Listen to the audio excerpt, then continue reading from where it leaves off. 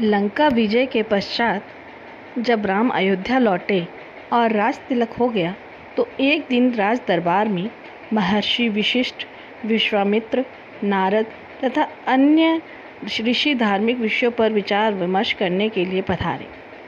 जब उसी प्रकार के विषयों पर चर्चा चल रही थी तो देवर्षि नारद ने एक प्रश्न उठाया कि नाम और नामी में कौन श्रेष्ठ है।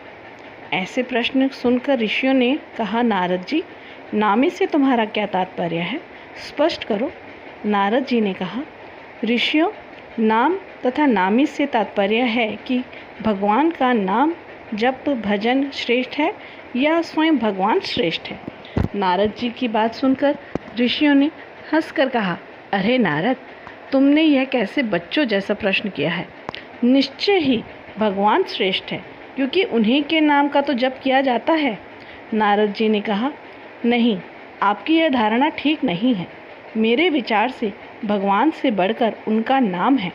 भक्त को भगवान के नाम के जप से ही शक्ति मिलती है, क्योंकि नाम के भजन के बिना भगवान कहाँ कृपा करते हैं। पर यह सब बात सबने आसानी से स्वीकार नहीं की, तो नारद जी ने कहा, अपने मत की प्रतिष्ठा के लिए मैं उसे उचित समय पर प्रमाणित करूँगा। इसके कुछ समय बाद राज दरबार स्थगित हो गया। उस दिन हनुमान जी दरबार में उपस्थित नहीं थे, इसलिए हनुमान को इस विवाद के बारे में कुछ भी पता नहीं था। दूसरे दिन राज दरबार लगने से पहले नारद ने हनुमान को बुलाया और कहा, हनुमान, राज दरबार में जाने पर तुम श्री राम तथा उपस्थित ऋषियों को विनय पूर्वक प्रणाम करना, पर विश्वामित्र को प्रणाम मत करना। वे भले ही ऋषि का चोला धारण किए हैं, पर वे ब्राह्मण नहीं हैं। क्षत्रियों की पूजा ब्राह्मणों जैसी नहीं होती है। हनुमान ने सोचा, नारद देवताओं के ऋषि हैं, ठीक ही कह रहे होंगे, उनकी बात अवश्य माननी चाहिए। उन्होंने कहा, ठीक है देवर्षि, मैं ऐसा ही करूँगा। दरबार में भगवान श्री राम सिंहासन पर बैठे थे। मंत्री तथा ऋषि आदि भी अपने अपने आसन पर विराजमान थे। थोड़ी ही देर में हनुमान जी आए। भगवान श्री राम के चरणों में प्रणाम किया, फिर ऋषियों का चरण स्पर्श कर प्रणाम किया। फिर उन्हीं के बीच बैठे विश्वामित्र को ना तो उन्होंने प्रणाम किया और ना किसी प्रकार का आदर भाव दिखाया। हनुमान के इस व्यवहार से विश्वामित्र ने अपने आप को बड़ा अपमानित समझा। वे राजा और ऋषियों के बीच इस प्रकार अपनी उपेक्षा का अपमान सहन न कर सके। तत्काल ही क्रोध में खड़े उठे और श्री राम से बोले, श्री राम, तुमने अपने इस मुँह लगे सेवक की धृष्टता देखी।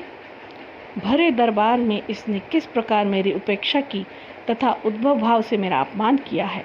श्री राम ने कहा, गुरुदेव, शांत हो जाइए, मैं हनुमान से इस धृष्टता का कारण पूछूंगा। विश्वामित्र का क्रोध शांत नहीं हुआ। उन्होंने कहा, यह तो आपने प्रत्यक्ष देखा, पूछने की क्या आवश्यकता है। अस्त्र शस्त्र के क्षेत्र में मैं तुम्हारा गुरु रहा हूँ, यह गुरु आज्ञा है, इसे दंड दीजिए।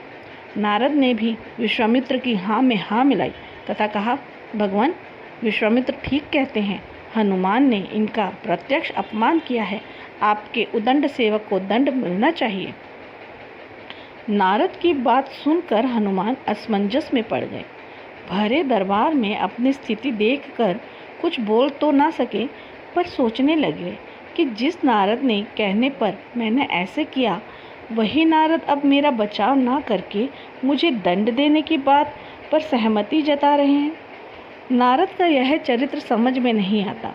इधर की उधर लगाना और दो लोगों के बीच भ्रम पैदा करके उन्हें लड़ाने में कौन सा आनंद आता है।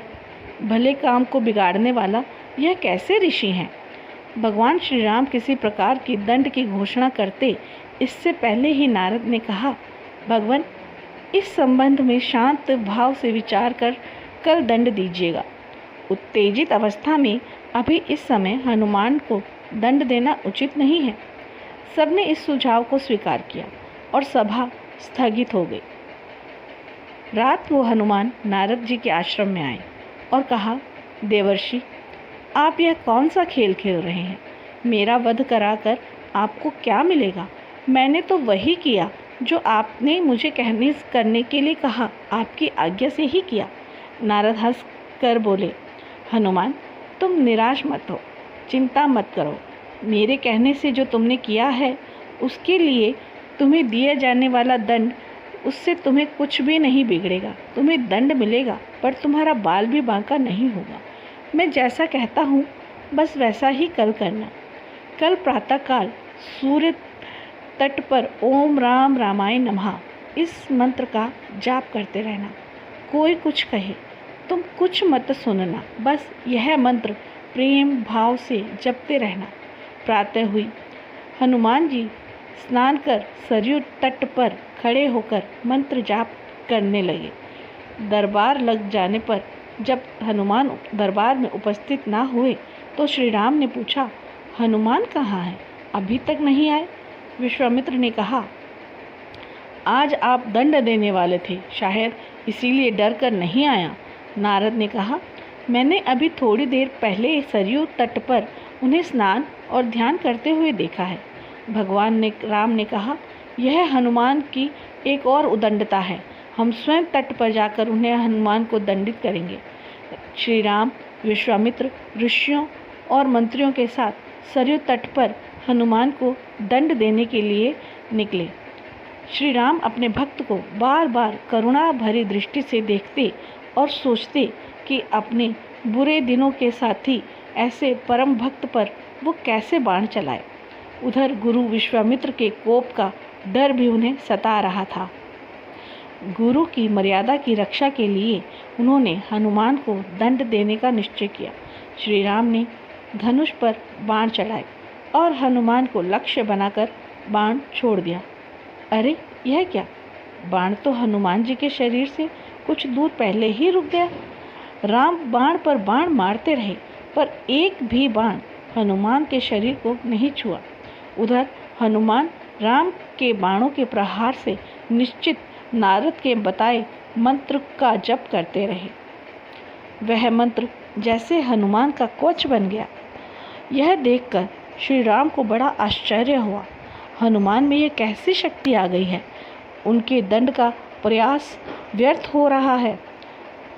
विश्वामित्र को लगा कि राम अपने भक्त को बचाने के लिए जानबूझकर इस तरह के बाण चला रहे हैं कि उनको चोट न पहुँचे। अपनी इस असफलता से विचलित होकर राम ने ब्रह्मास्त्र उठा लिया। राम ने ब्रह्मास्त्र हाथ में लिया तो हाहाकार मच गया। नारद ने कहा, ऋषिवर विश्वामित्र, हनुमान के अपराध को क्षमा करें। अगर राम का ब्रह्मास्त्र छूट गया तो सिर्फ हनुमान ही नहीं मरेंगे बल्कि सारे लोक के में प्रलय मच जाएगा। ब्रह्मास्त्र से निकली ज्वाला देखकर विश्वामित्र भी डर गए। उन्होंने राम को रोकते हुए कहा, राम, ब्रह्मास्त्र को वापस रख लीजिए। हनुमान के अविनय को क्षमा किया मैंने। इतना सुनते ही हनुमान को जैसे जीवन दान मिल गया। राम को धर्म संकट से मुक्ति मिल गई। सब लोग प्रसन्न हुए। हनुमान ने आकर विश्वामित्र से क्षमा मांगी और नारद जी की ओर देखा। नारद ने हंसकर कहा, प्रभु, इसका कारण मैं ही हूँ। मैंने कहा था ना, भगवान से बढ़कर भगवान का नाम जपना श्रेष्ठ है। इसे प्रत्यक्ष सिद्ध कर दिया।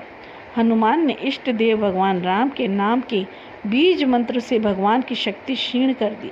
जिस प्रभु के नाम का जप होता है वह प्रभु अपने नाम जप की शक्ति के आगे शक्तिहीन हो जाते हैं। इसीलिए कहता हूँ, नामी से नाम बड़ा है। यह कहकर नारद देवलोक को चले गए।